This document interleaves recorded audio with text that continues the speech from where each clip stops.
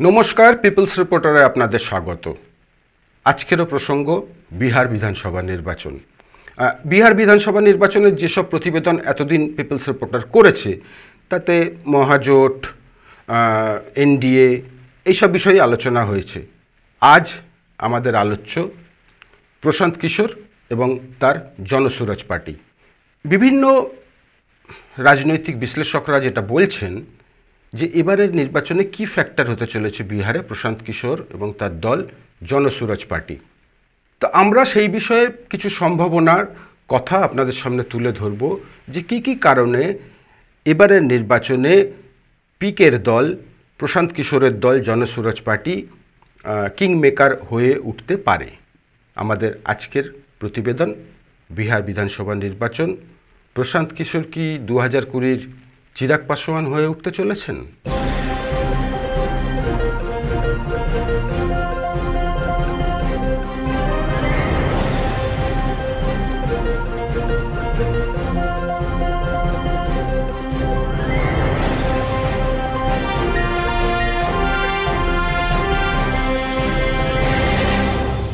এতদিন বিভিন্ন রাজনৈতিক দলকে ভোটের পরামর্শ দেওয়া প্রশান্ত কিশোর এবার নিজেই ভোটযুদ্ধে। কিছুদিন আগেই প্রশান্ত কিশোর তৈরি করেছেন নতুন রাজনৈতিক দল জনসুরাজ পার্টি, যে দল এবার বিহার বিধানসভা নির্বাচনে 243 কেন্দ্রেই প্রার্থী দিয়েছে।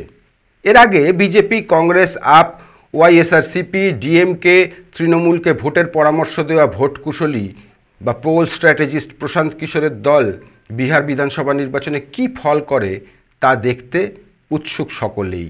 তবে ভোট কুশলী হয়ে কোনো রাজনৈতিক দলকে পরামর্শ দেওয়া আর নিজে রাজনৈতিক দল তৈরি করে প্রতিদ্বন্দ্বিতা করা এক নয়। তাই নতুন ভূমিকায় পিকে সফল হবেন নাকি ব্যর্থ তা জানতে আগ্রহী সকলেই।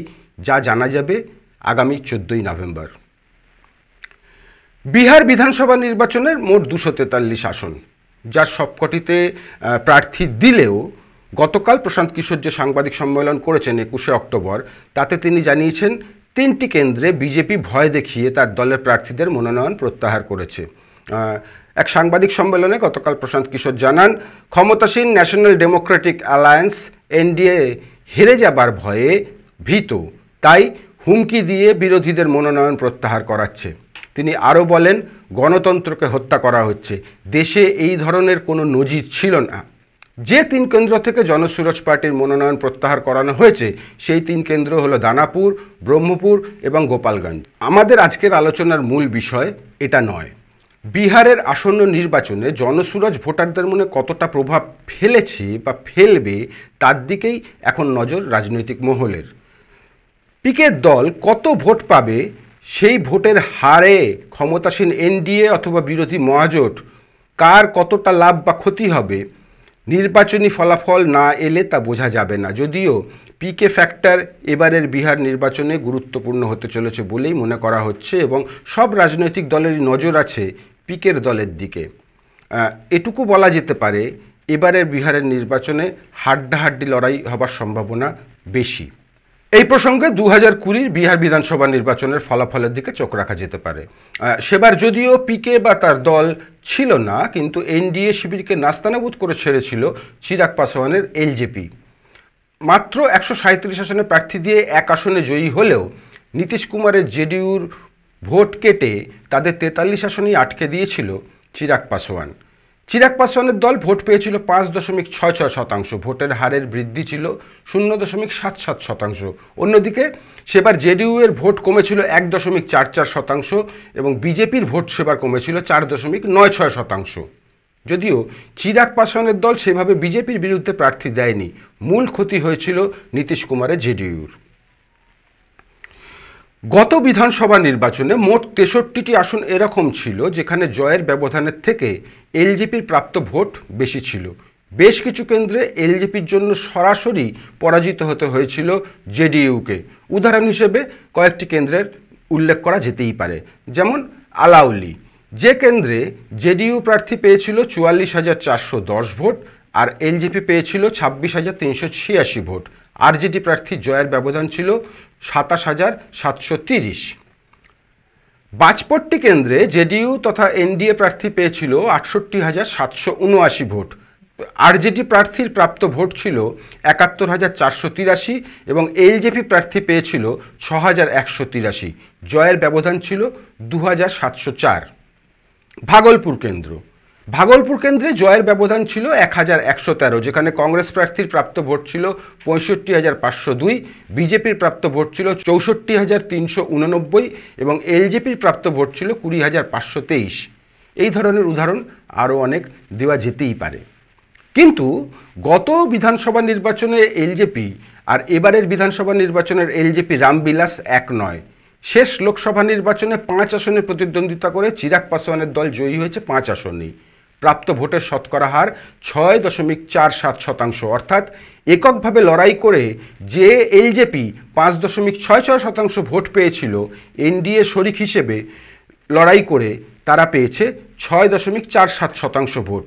এবার বিধানসভা ভোটে চিরাগ পাসওয়ানের দল যেহেতু এনডিএ শরিক, তাই তাদের প্রাপ্ত ভোট এনডিএ শিবিরেই যুক্ত হবে। অতএব প্রশ্ন প্রশান্ত কিশোরকে নিয়ে, প্রশ্ন জনসুরজকে নিয়ে। তিনি এনডিএ অথবা মহাজোট কার পথের কাঁটা হবেন তা এখনও স্পষ্ট নয়। যদিও ২০২৪-এর ১৩ই নভেম্বর বিহারের ৪ বিধানসভা আসনের উপনির্বাচনের ফলাফলে যথেষ্টই সাড়া জাগিয়েছিল জনসুরজ।